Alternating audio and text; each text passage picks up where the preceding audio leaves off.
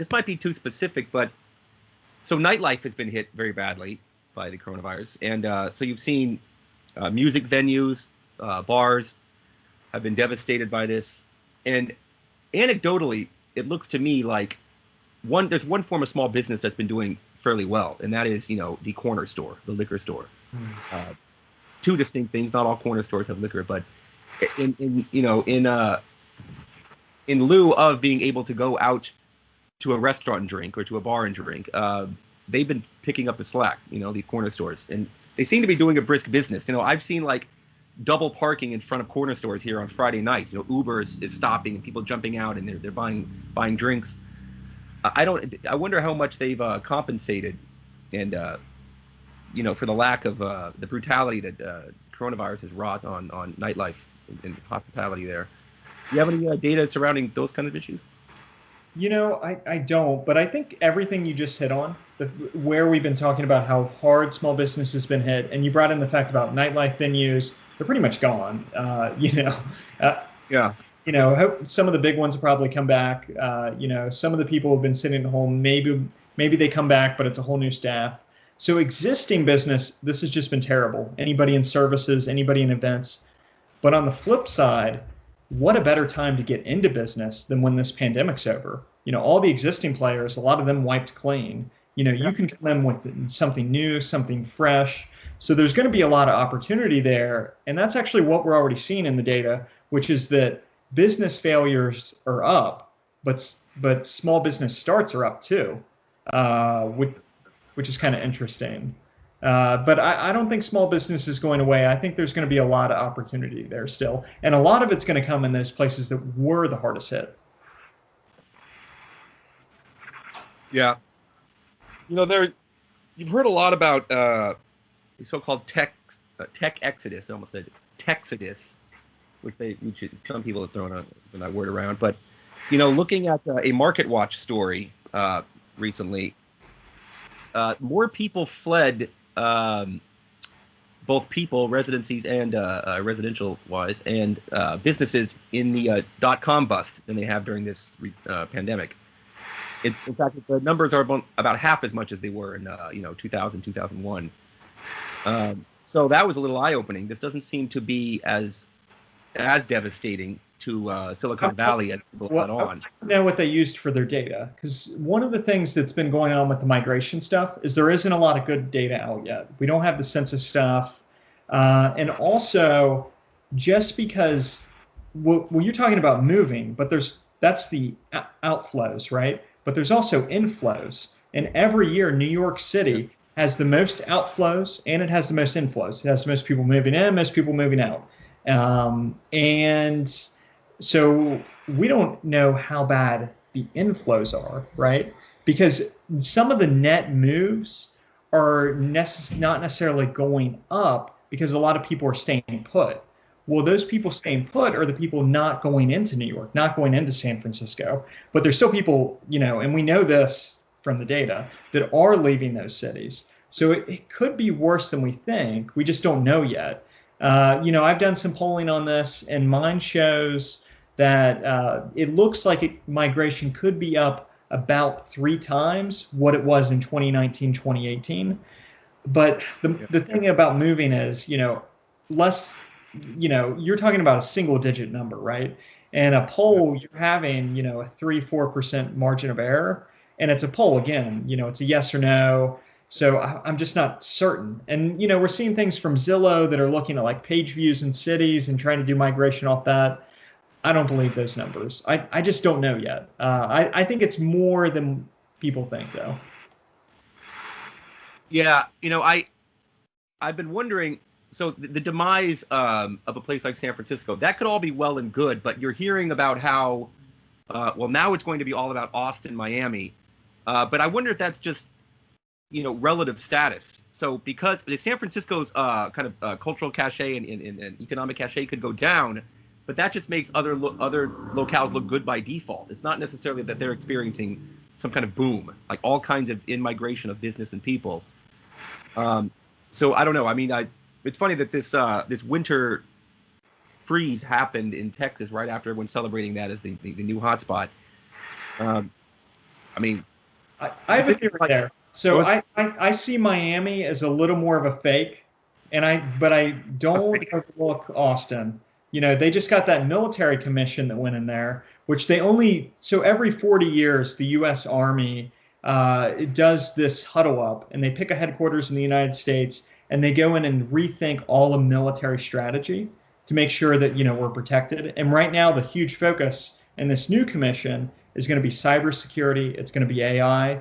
And where did they put it? Austin, Texas. And they did this, it's been a little more than a year now. And so even before COVID hit, we were already seeing more tech companies going to Austin, which, tech companies have been going to Austin for a long time, but it actually accelerated before the pandemic. And now after the pandemic, we've seen it accelerate even more.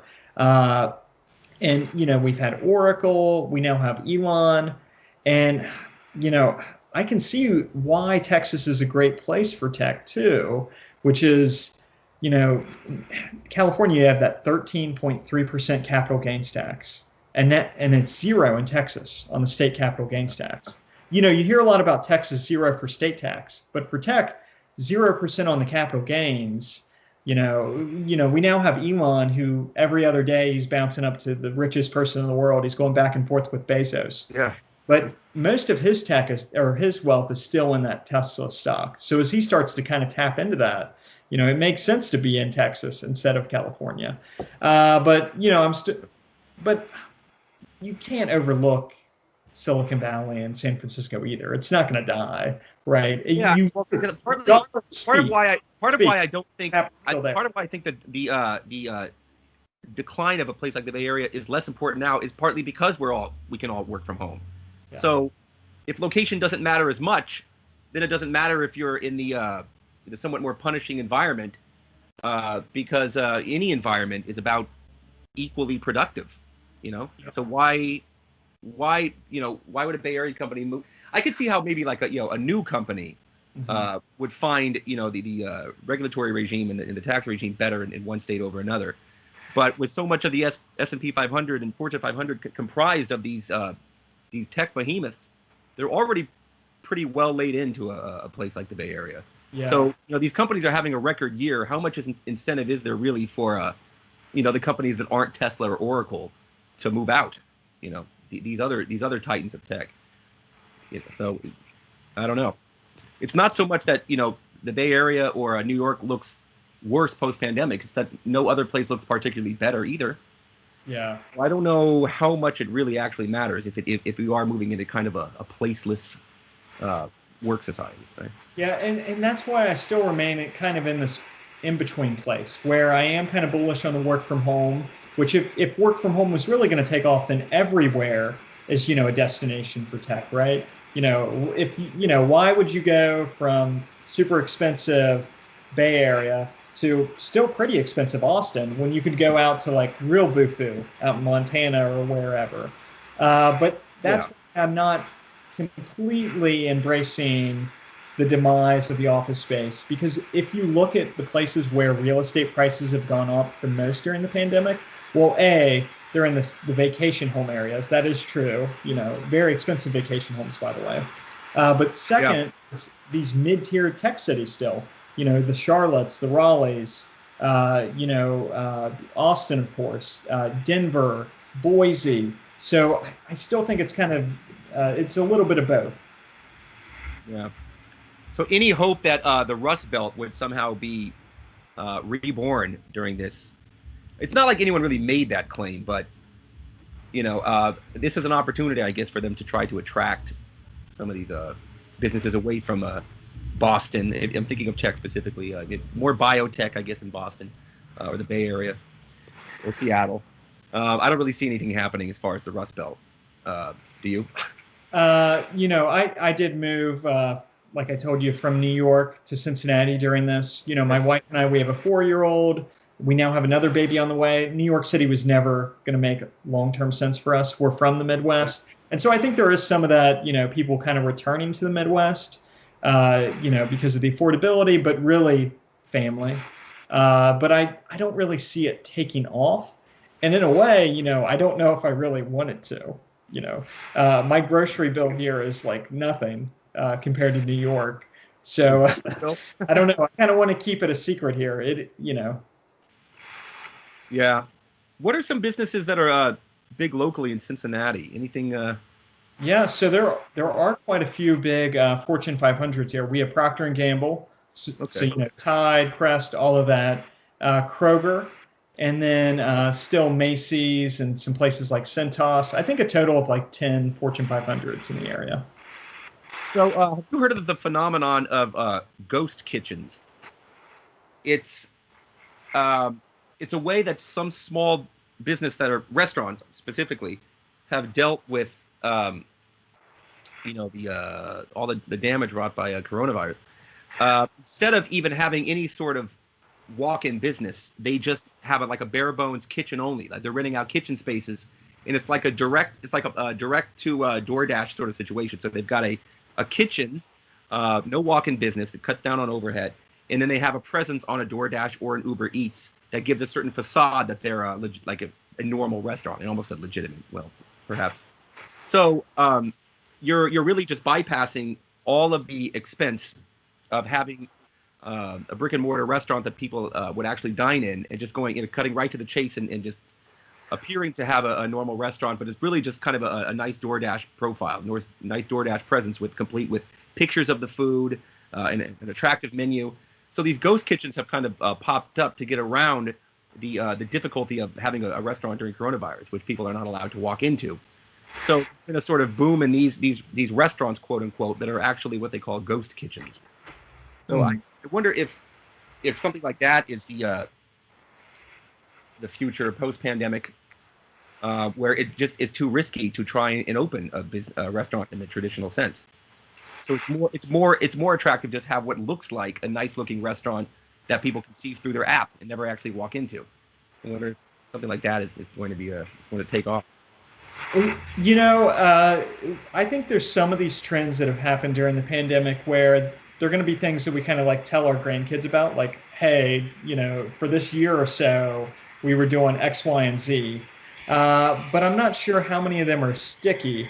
But I think you did hit on a big point there, which is a lot of these people that were in business, especially restaurants and the event side, they didn't quite realize that there was more risk there than they knew about. And especially with restaurants, they're already super low margin, right? So I think a lot of the fluff, some of the decor expenses, there's got to be a way that restaurants can cut down on those expenses, because the business is low margin and it's riskier than they even thought it was. So maybe it is ghost kitchens. Maybe that is the solution, but they have to find some way to cut down cost.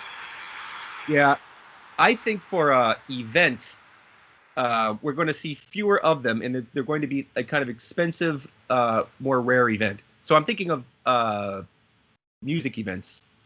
I think something like here in the Bay Area, they have a festival called the Hardly Strictly Bluegrass Festival, even though I don't think it's just bluegrass music, but it's this big thing that is done in Golden Gate Park, I think. I think going forward, there will be these big expensive events where they roll out all the stops that make people feel sort of safe in an epidemiological sense, and they charge high price for a ticket. I think that will continue going forward, but the local dive bar that has bands play, on some Friday night, and they just ask for donations, or it's $5 to $10. I think we're going to see much less of that. And I think just generally, the kind of meet space experience, another word for physical IRL in real life experience, I think that'll start to become somewhat more exclusive, because from a business perspective, you're just taking on too much risk if another COVID were to happen. So, yeah, it's I sort of think of it as a parallel to personal secretaries being less necessary, with all of these devices and methods you can use to kind of keep track of your day, of your itinerary, and all of that. So it's become a luxury item to have like a real actual person as your secretary or assistant. And I think we might start seeing sort of some parallel there, but for events, nightlife, And you live out in the Bay Area, right? I do, yeah. And so what are your thoughts? When do you think people are going to be ready to like get back out there, start returning to normal, doing events? What do you think it's going to take? Because I think it's a long time. the demographics here are, college educated, somewhat, introverted, nerdy, quote unquote, and people like that are wary of, risk virus exposure. They're somewhat hypochondriac in general, and I think places like that have had the hardest time convincing people to go out and mix socially. Yeah. And that actually gets me to a point. A lot of people are saying that, lockdowns. You hear it from conservative or Republican critics of Democratic legislatures. These lockdowns are keeping businesses from being open, and everyone wants to go to these businesses. What's getting in the way are the lockdowns. But surveys are showing that most people are not actually that comfortable doing that. I mean, more so in Democratic states, I would presume. But yeah, so it's really actually kind of a media or market force doing that, not so much governments. I totally agree with what you just said. I think they had a point back in the first 3, 4, 5 months of the pandemic, especially 2 months in, we kind of realized, okay, these are the groups of people at risk. And some people said, I don't really care, and they wanted to go out. But I think, 5, 6 months into this thing, it was pretty much people deciding on their own, like, I don't really want to do this. This isn't safe for me. And then the people who, are gung-ho, they've been gung-ho since then. Yeah, a place like the Bay Area, I bet my life on, so to speak, on a lockdown being lifted having little effect on, business patronage. I think they would still largely not go. So do you think it's all going to come down to vaccines hitting a certain level and somebody like Fauci coming out and say, hey, you're good to go? Or do you think it's people actually looking at the cases? What do you think it's going to be? Yeah, I think it will come more from just, what media is largely saying, not so much what governments are making official. And so, yeah, it would have to do with Fauci, Newsom. Now, Newsom is sort of that medium government intersection there, but he's the governor. So, yeah, I think we'd be more slow to go back out. And do you think it's more the media and the cases and the health side, or more of what's socially acceptable and people don't want to feel like they're breaking the norms? It's a lot of us, peer effects, effects. People who are grown up, they're not teenagers or anything. It's in bad form to not wear a mask around here, and much less to have a business that is refusing to lock down. You see local news stories. There was a guy who runs a yoga place, of all places, which I would think would be really, really risky with your own customer base, But he was just refusing to close. This was a yoga business in Pacifica, a city called Pacifica, near SF. And he became something of a pariah. So, sort of more difficult to see cultural factors come into play here too, not just what the government is doing. And during this pandemic, I bounced around a little bit. At times being in New York City, times out here in Ohio. And it's interesting to just see the difference in the culture just based on masks and how people are interacting outside. In New York, I was on a run once and I saw multiple people on that run. They weren't runners, but they had the mask on, they had the N95 on, and they had the face shield on. And then you'll be out here in Ohio, and all three at once? Yeah, all three at once, yeah. And I saw multiple of those in one day. I've seen some of that, but not multiple before. So that was kind of interesting. But here in Ohio, it's the opposite. And, I rarely go into a gas station where at least one person doesn't have a mask on in there. So it's kind of interesting the way that it's just is something that, we've kind of moved into these silos based on, our own identities in the country. It's weird to see that kind of play out through the pandemic. Yeah, my own behavior I've noticed changing. Early on, I wear a mask when I go into a store, but I wouldn't wear the mask in my car by myself on the way to driving to the store. Now I do. Yeah. It's just become, sort of casually, gradually over time, something I just kind of accept. It's just like an outgrowth of my face at this point. Do you think? Do people kind of frown on people who aren't driving around with masks on? Is it kind of signaling, or is it more just like a habit? Oh, I don't know. That's not too conspicuous, just being in your car by yourself driving around. Being in line to get into a Trader Joe's or something, if you're not wearing it then.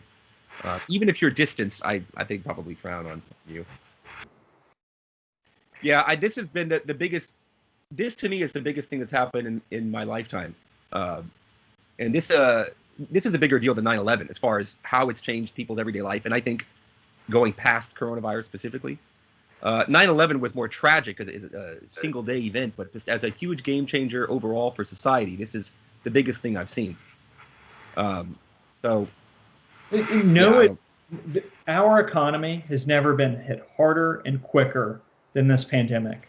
No point in American history, even the Great Depression, the 1929 stock market crash, the onset of that was not this quick. We went from in February 2020, a 3.5% unemployment rate, which was a 50-year low, up to an 80-year high in April 2020 at 14.7%. You're talking about the unemployment rate, yeah? Yeah, we were in what was the longest economic expansion in U.S. history. It went on for a decade. That was our first decade ever in U.S. history without a recession. And we were, pretty strong at that point. And we go to a 14.7% unemployment rate, the highest since 1940, when, we were still in World War II. Nothing like that's ever happened. And when I was talking to CEOs, when I was talking to economists, the word that I kept hearing was the D word, depression. And they weren't just thinking about like a year-long depression. They were thinking like a multi-year, maybe even like a Great Depression, like a decade long. They were scared. They were shocked. And that's why Congress passed the CARES Act so fast. Never before has, 96 votes to pass the $2.2 trillion CARES Act. Think back to the Great Recession, how much of a fuss Republicans had about the stimulus package that Obama had for 900, I think it was 800 or 700 billion, and this was 2.2 trillion. So almost, double, almost triple that. And they passed it like that. The S&P 500 at 2,300 points, just there was a panic. And it wasn't just a panic about the economy, more of a panic about our health. At that point, we didn't know what was going to happen to us. We didn't know who was safe. We didn't know what was real. We were reading about, burial sites, mass graves in like Iran and China. And so there was a frantic. And then out of that mess, the economy did start to recover faster than they thought. It took a little while for people to realize it, but it was really just a 2-month recession. By the week of May 9th, 2020, we'd flipped gears. And so now, going through the shock, which has uplifted our lives every day since mid-March, this has impacted our lives by the hour. Our lives are nothing like they were before. And so now it's the question of culturally, business-wise, economically, politically, how we kind of put this thing back together. How do we put this back on the rails? And that's where the uncertainty lies. And a lot of it's scary, but a lot of it's also exciting because we can kind of move away from some of the dogmas that kind of stuck around, and they had no real reason to stick around other than they had already been there. Kind of like work from home. Businesses thought that was the only way to do it, and it goes on and on. It's just I feel like this is a great opportunity for people to create something new. And it's not just on the business side. It's, your area of expertise, the philosophical side. I think there's a real opportunity to change our lives in a positive way. Yeah. A lot of people have, so Andrew Yang, for instance, he was spent the last few years talking about a universal basic income. And now this experience might see that actually implemented. I don't think it really will, actually. You have these series of stimulus payments, but just a UBI, I don't think is really forthcoming. But it did make it look less weird because of the stimulus payments. People are thinking, well, why couldn't this just be all the time? Not $1,200 every few months, but half that much every month or something. It made it look less utopian, right? So that's a way in which this moment is creating some weird new political possibilities. I thought it was sort of interesting how there are, Republicans in Texas want Californians to be able to have the freedom to go out more than Californians seem to want to. And Californians seem to care about the safety of Texans more than Texans do. and there's been all these sort of kind of cross political influences that kind of upend how we think about what they're. Anyway, yeah. I think you're right on the stimulus checks, UBI. It's totally changed the political dogma there. Biden came out with this recent idea to send parents $300 per child. Yeah. If Obama had proposed that a decade ago, it would have just blown up. It would have been a huge deal in conservative media. The traditional people in the media would have came out against it. It would have been a dollar and cents issues, deficit issues. Yeah. I mean, we barely even hear about it, and it's something that they could, actually get into law. And these stimulus checks, early on, I ran a poll at the onset, and before the CARES Act was signed, 90% of Republicans, 90% of independents, and about 94% of Democrats told me that they supported stimulus checks going out. That made sense. Everybody was terrified, right? This latest round, I just did another poll. It's still 73% of all Americans that support it. Yeah. And I think there's people it's become acceptable on both sides of the aisle. And so I think there's going to be proposals that come out in the future and some things that actually land that probably are along those lines. Maybe not as ambitious as like Andrew Yang's proposal, but I don't think we could get to Andrew Yang's proposal without this type of event happening. Yeah. It's funny, size of government and adjacent issues were such a big part of what it meant to be Republican for the longest time. And I feel like that's being chipped away at. And so other things are having to fill the void. You hear the term culture war a lot. That's coming into play here is the real dividing line, because everyone's just kind of gradually becoming more okay with this massive spending, direct government support. So but same thing happened during the Great Depression. People on both sides of the aisle became more acceptable, and that's when you saw this huge growth in government spending across the developed world. That same thing might be happening now, where it's less of the politics of the 2000s and post-financial crisis, which was all about deficits, and it might be more acceptable on both sides. I say that now, and it could totally flip gears. Biden has this go out, and the Republicans for the next 2 years just scream about deficits. Yeah, I'm no macroeconomist, but it really does seem like the deficit hawks and the spending folks, they've been screaming that the bill is going to come due, quote unquote, any day now, but it just never seems to. Yeah. Now, I have heard some economists, some people like Mark Zandi have told me, and Mark Zandi is not, he's a pretty centrist guy, but he sees some debt crises coming out of this. But a lot of what we saw last decade, really, it's going to be in Europe. It's we have the wealth in America. If we needed, we could raise taxes. It's just less of an issue for us. Yeah, it's lucky that the federal government can do things that a lot of state governments can't, and that's helpful. Certain states have constitutional requirements for a balanced budget, and that would seem like a handicap right now. But it's something that doesn't constrain the federal government. That helps. Well, I guess that covers it. I really enjoyed this. If you have any follow-up questions, just send me a DM on Twitter. Cool. Will do. Thanks, Lance. Yep. Anytime. Bye. Yeah.